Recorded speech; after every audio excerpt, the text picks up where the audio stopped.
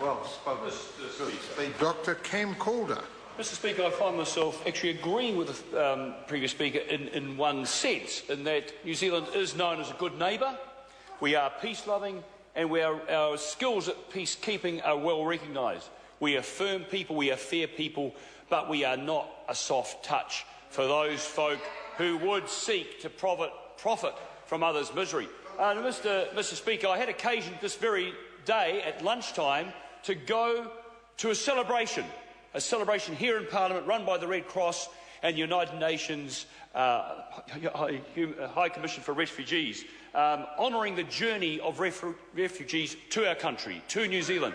Refugees who had gone through the process of being accepted by New Zealand to come and live in our country.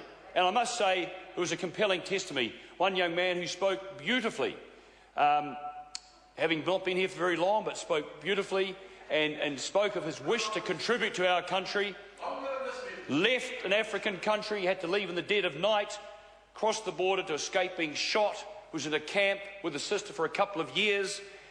Eventually, he applied for and was accepted by New Zealand, and he's been making his life in New Zealand for the last 5 years.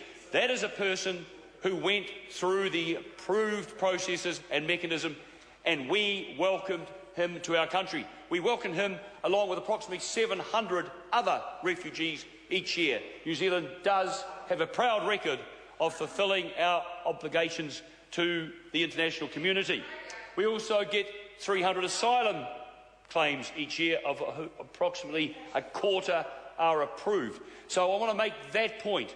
This bill is to protect the most vulnerable who are being taken advantage of by those who would seek to profit from bringing them into our country. And I must say, time and time again across the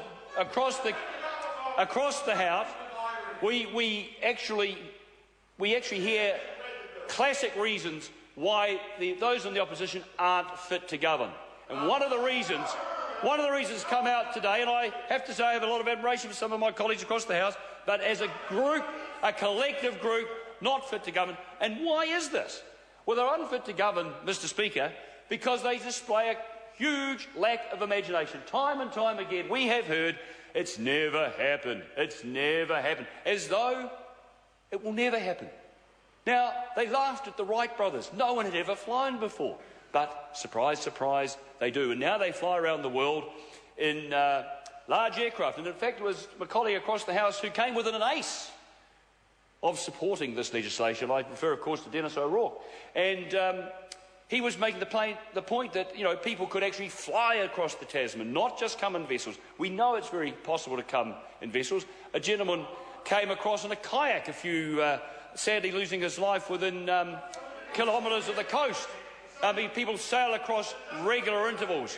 There is no reason to suggest that because something has never happened, it never will be happened, and it need not be considered. And this is just another reason why those across the House have proven to any thinking person in the electorate that they are not fit to govern. I mean, some of them presumably have been Boy Scouts. I think I see a Boy Scout right across the House right now. A Boy Scout, be prepared. Be prepared.